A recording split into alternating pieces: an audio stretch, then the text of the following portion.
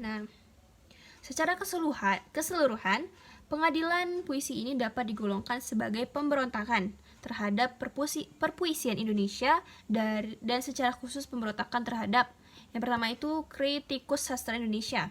Kritikus sastra Indonesia yang dimaksud adalah H.B. Jasin dan M.S. Huta Galung. Mereka ini dianggap tidak mampu mengikuti perkembangan puisi Indonesia mutakhir. Yang kedua itu penyair mapan Indonesia. Penyair mapan Indonesia yang dimaksud ialah Subagio Sastrowardoyo, Rendra, dan Gunawan Muhammad. Mereka dianggap menghambat perkembangan puisi Indonesia yang wajar. Selanjutnya yaitu majalah sastra yang ada di Indonesia, yaitu majalah sastra yang dimaksud ini adalah majalah Horizon. Majalah ini dianggap tidak mampu menampung aspirasi orang banyak, melainkan telah berubah menjadi majalah keluarga. Nah, pemberontakan tadi tercermin dari tuntutan Slamet Kinanto, yaitu 1. Para kritikus yang tidak mampu lagi mengikuti perkembangan kehidupan puisi mutakhir harus dipensiunkan dari peranan yang pernah mereka miliki. Yang kedua, para editor majalah sastra, khususnya Horizon, itu Sapardi Djoko Damono dicuti besarkan. Nah, yang ketiga, para penyair mapan harus dikenakan hukuman pembuangan. Nah, yang keempat, Horizon dan Budaya Jaya harus dicabut seatnya dan yang sudah terbit selama ini dinyatakan tidak berlaku dan dilarang dibaca oleh peminat sastra dan masyarakat umum sebab akan mengisruhkan perkembangan sastra puisi yang diharapkan sehat dan wajar.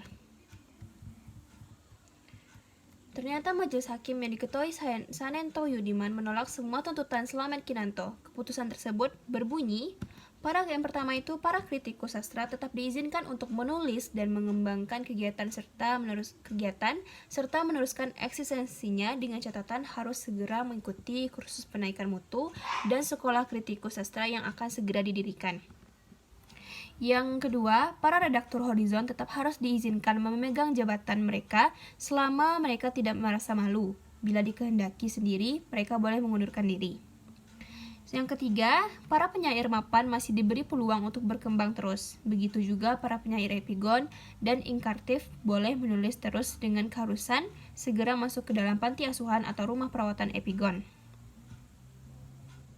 Nah, pada tanggal 21 April sampai September 1974 diselenggarakan jawaban atas Pengadilan Puisi di Jakarta. Bertindak sebagai pembaca utama dalam acara tersebut ialah H.B. Jasin, M.S. Huta Galung, Gunawan Muhammad, dan Sapardi Djoko Damono. Berbeda dengan Pengadilan Puisi, jawaban atas Pengadilan Puisi diakhiri dengan keputusan majelis hakim ini tidak memutuskan apa-apa. Poin selanjutnya yaitu pengarang dan karya sastranya. Yang pertama itu ada Danarto. Karya sastranya antara lain Bel Gaduel Beh, yaitu sebuah drama tahun 1976, Abrok Awok Awok, Ebrek Ewek Ewek, sebuah drama juga, dan ada Makrifat, yaitu sebuah kumpulan cerpen. Pengarang selanjutnya yaitu Arifin C. Nur. Karyanya yaitu Kapai Kapai, yaitu sebuah drama tahun 1970, dan Siti Olia, yaitu kumpulan sajak tahun 1964. Selanjutnya pengarangnya yaitu Putu Wijaya. Karya-karyanya antara lain Lautan Bernyanyi, yaitu sebuah drama, Dadaku Adalah Perisaiku, kumpulan sajak, Telegram, novel tahun 1973, dan Bila Malam Bertambah Malam tahun 1971. Pengarang selanjutnya yaitu Gunawan Muhammad. Gunawan Muhammad ini karya-karyanya seperti Parikesit, yaitu kumpulan sajak tahun 1971, dan Catatan Pinggir, yaitu kumpulan esai tahun 1982. Sastrawan atau pengarang yang terakhir yaitu Umar Khayyam. Karya sastranya yaitu Totok dan Toai, yaitu cerita anak-anak, Sri Sumarah, yaitu sebuah kumpulan cerpen, Seni Tradisi Masyarakat, kumpulan esai. Poin selanjutnya yaitu karya sastra yang menonjol pada angkatan ini. Pada angkatan 70 ini memiliki karya-karya sastra yang menonjol sebagai berikut, yaitu O Amuk Kapak oleh Sutarji Cholzom Bahri, yang kedua Hukla oleh Leon Agusta, yang ketiga Wajah Kita oleh Hamid Jabar, yang keempat Catatan Sang Koruptor oleh F. Ibrahim, dan yang kelima Dandandik oleh Ibrahim Sattah.